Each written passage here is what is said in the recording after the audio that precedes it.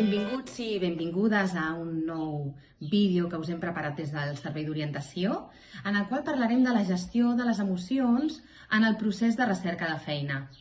Ens veureu en gravació els meus companys d'espais de recerca de feina, la Míriam i el Manu, i em tornareu a trobar a mi mateixa, que sóc la Carme, i sóc tècnica orientadora del programa Ubicat. Darrere d'aquesta feina també tenim la col·laboració i ajuda de la nostra companya Encarna, que també és tècnica del programa Ubicat. Esperem que us sigui d'interès.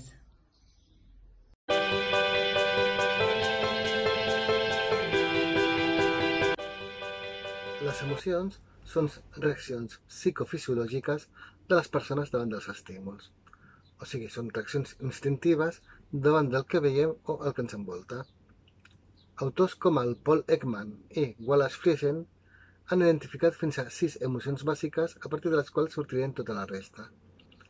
Aquestes emocions bàsiques són la sorpresa, la por, l'alegria, la tristesa, la ràbia i el fàstic. Una primera cosa que hem d'aclarir, i que potser no estem gaire acostumades, és que hi ha emocions bones i dolentes. Totes les emocions són necessàries. Això no treu que algunes puguin ser més incòmodes que d'altres. Us posaré un exemple. L'alegria és una emoció moltes vegades desitjable i que busquem. Per tant, per nosaltres seria molt positiva. Però, en estats d'eufòria, podem prendre decisions sense valorar les seves conseqüències. Això es veu molt clar en un exemple d'un casino.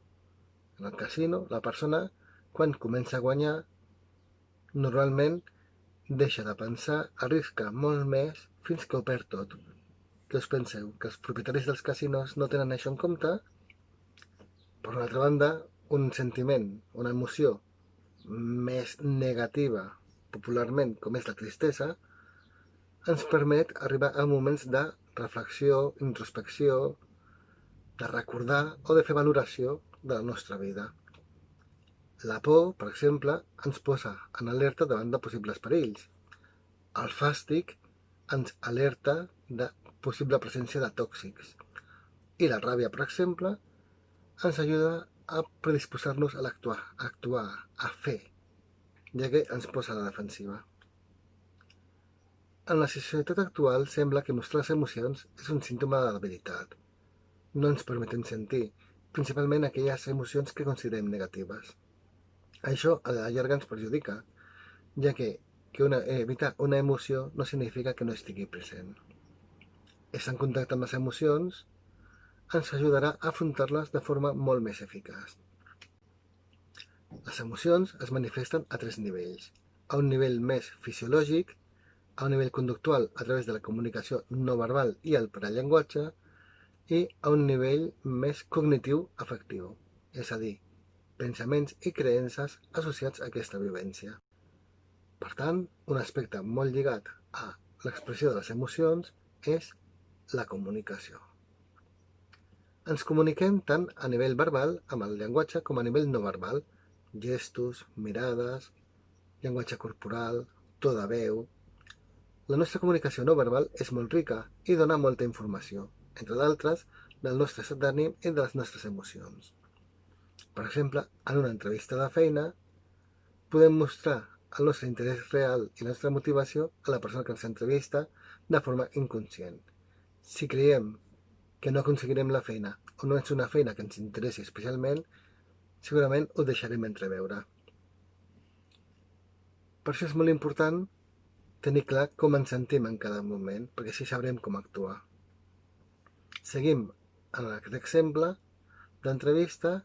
Quan preparem l'entrevista no només hauríem de pensar en quins arguments donarem, sinó plantejar-nos preguntes de l'estil de per què vull aquesta feina, què crec que m'aportarà, com em sentiré desenvolupant-la, ja que si pensem en aquestes preguntes estem connectant amb la part emocional de l'oferta i per tant a l'hora de defensar-la serem molt més convincents. Penseu que l'actitud és determinant en una entrevista de feina.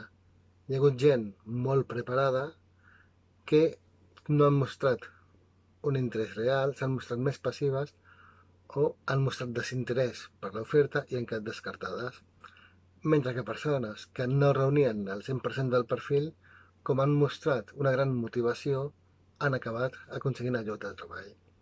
Per tant, les emocions i la motivació seran importantíssims a l'hora d'aconseguir una feina. Així doncs, Carme, quan cerquem feina, quines de les emocions de les que hem parlat ens solen acompanyar?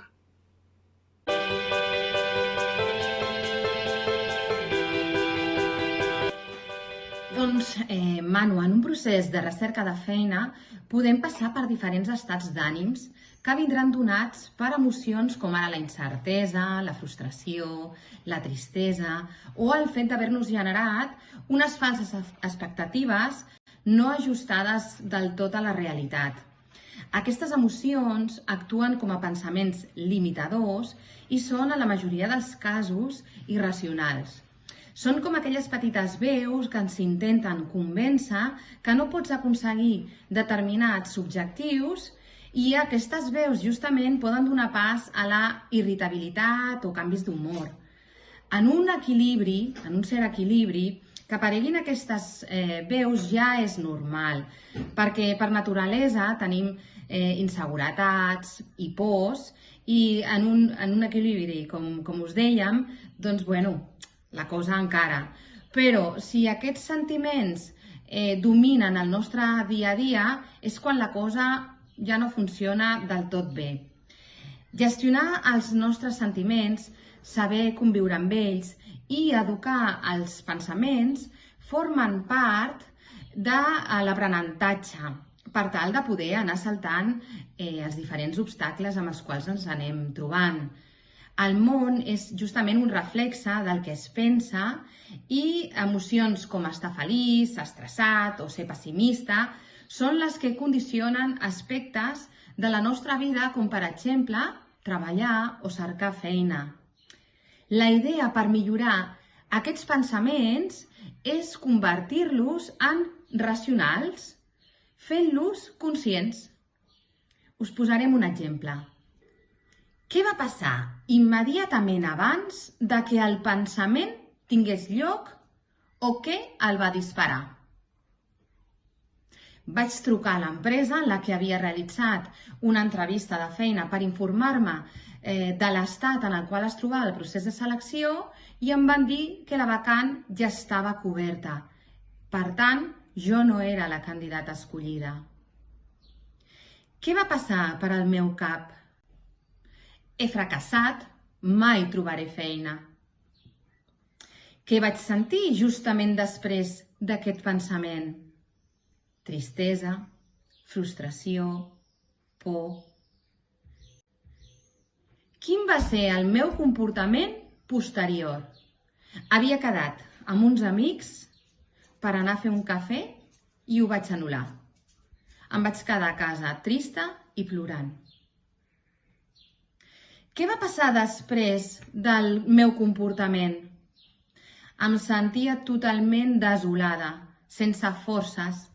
A l'endemà em va costar molt llevar-me i poder seguir amb el meu procés de recerca de feina. Aquest seria un exemple clar del que ens pot ocórrer justament quan ens dominen aquestes emocions. Quan estem justament aturades o aturats, les idees irracionals del tipus no puc més, estic a punt de llançar la tovallola, tinc formació i experiència i de què em serveix, no vull seguir, necessito suport, guia, ajuda, no sé per on començar, si no trobo feina ja no podré seguir. Faci el que faci, no trobaré feina. Aquestes idees les donem per assentades fruit de les nostres emocions. Com dèiem, frustració, ràbia, tristesa, incertesa i el sentiment de desesperança són l'arrel de la persona aturada i que sovint sustenta la creença il·lògica, irracional i totalment inadequada de la seva incapacitat per trobar feina. La persona capaç de modificar aquest pensament pot canviar el seu destí.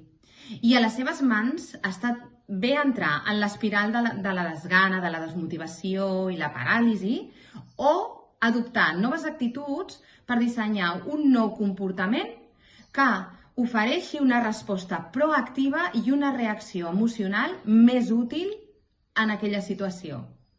La capacitat de resiliència jugarà un paper molt important per poder fer aquest canvi adaptatiu.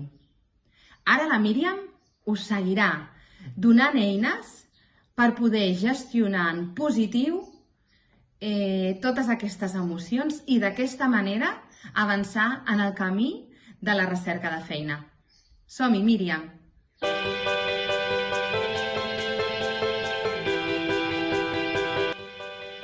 Gràcies, Carme. Doncs sí, jo us parlaré d'uns consells o estratègies que podeu portar a terme en el moment que sentiu aquelles emocions que potser són més desagradables.